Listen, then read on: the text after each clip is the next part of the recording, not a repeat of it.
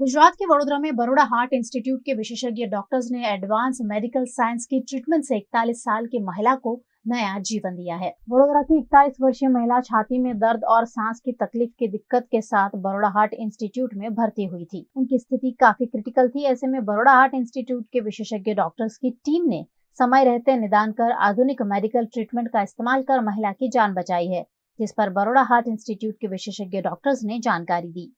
આ પેશન્ટ જે અમારી પાસે આવેલું એની કન્ડિશન બહુ જ ગંભીર હતી. પેશન્ટનું બીપી બહુ ઘણું ઓછું હતું અને એને મેસિવ હાર્ટ એટેક આવેલો.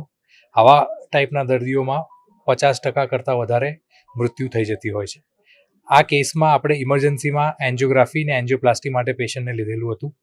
એન્જિયોગ્રાફીમાં આપણને ખબર પડી હતી કે જે હૃદયની નળી બંધ હતી એમાં સારા એવા લોહીના ગઠ્ઠા જામી ગયા હતા. એ લોહીના ગઠ્ઠા કાઢવાનો અમે ખૂબ પ્રયત્ન કર્યો, જે આપણી કન્વેન્શનલ પદ્ધતિઓ હોય એનાથી.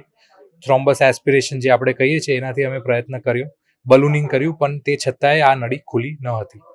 એટલે ઇમરજન્સીમાં ડિસિઝન લેવામાં આવ્યું હતું કે આપણે કોરોનરી મિકેનિકલ થ્રોમ્બેક્ટમીનો ઇસ્તેમાલ કરીશું, જેનાથી અમને ખૂબ જ સારું રિઝલ્ટ મળેલું અને હૃદયનો પમ્પિંગ ઘણું ઇમ્પ્રૂવ થયું. આ કરવા પછી હૃદયનો બ્લડ ફ્લો બી કમ્પ્લીટલી ઇમ્પ્રૂવ થઈ ગયો હતો. જે મેડિકલ લેંગ્વેજમાં કહીએ ટીમી 3 ફ્લો એ એસ્ટાબ્લિશ થઈ ગયો હતો. પેશન્ટ બી ખૂબ જ સારું રિસ્પોન્સ કરેલું.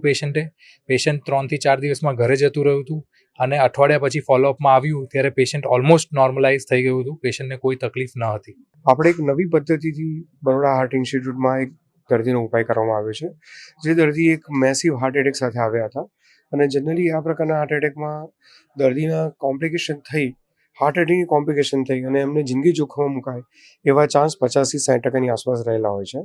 આપણે નળી ખોલવાનો પ્રયત્ન તરત જ ચાલુ કર્યો, પણ તેમ છતાં પણ જે કન્વેન્શનલ રીત છે, બલૂન કર્યા, સક્શન કેથેટર કર્યા, તેમ છતાં પણ લોહીનું જે ભ્રમણ હતું નળીઓમાં, એ લોહીના વધારે બધા ગઠ્ઠા હોવાને કારણે આપણે ચાલુ કરી શક્યા ન હતા. એટલે આ સ્પેશિયલ પ્રકારનું જે સાધન છે, જેને પેનિમ્બ્રા સક્શન કેટ આરએક્સ સિસ્ટમ કહેવાય છે, જેનાથી આપણે આ લોહીના ગઠ્ઠા દૂર કરવાનો ટ્રાય કર્યો અને એનાથી જે લોહીના વધારે બધા ગઠ્ઠા હતા તરત જ નળીમાંથી ક્લિયર થઈ ગયા અને નળી ક્લિયર થતાં આપણે સ્ટેન્ટ મૂકી અને જે રુધિરાભિસરણ તંત્ર હતું અથવા જે લોહીનો પ્રવાહ હતો એ પૂર્વવત ચાલુ કરવામાં આવ્યો હતો અને આનાથી દર્દીને ઘણી જ મદદ મળી હતી અને એમનો જીવ બચાવવામાં મદદરૂપ થઈ હતી. દર્દી 1-2 દિવસ આઈસીયુમાં રાખ્યા પછી સામાન્ય રીતે જે પણ કોમ્પ્લિકેટેડ કોર્સ હોય છે એવો કોર્સ બિલકુલ ના થયો અને સરસ રીતે રિકવર થઈ ગયા અને સામાન્ય કોર્સમાં જ ઘરે એમને રજા આપવામાં આવી. હાર્ટ એટેક જ્યારે પણ આવે ત્યારે ટાઈમ ઇઝ વેરી ઇસેન્શિયલ.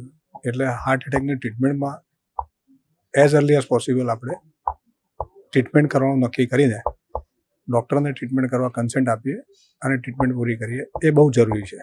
કારણ કે હાર્ટ એટેકમાં એવરી મિનિટ ઇઝ મસલ. એટલે જેટલું આપણે ટાઈમ બગાડીએ એટલું હાર્ટને ડેમેજ વધતું જાય અને એકવાર થયેલું ડેમેજ પછી ગમે તે રીતે રિકવર થઈ શકતું નથી. એટલે ખરેખર જો ઇમરજન્સી હોય અને હાર્ટ એટેક હોય તો આપણે તાત્કાલિક એની એન્જિયોપ્લાસ્ટીથી સારવાર કરવી બહુ જરૂરી હોય છે.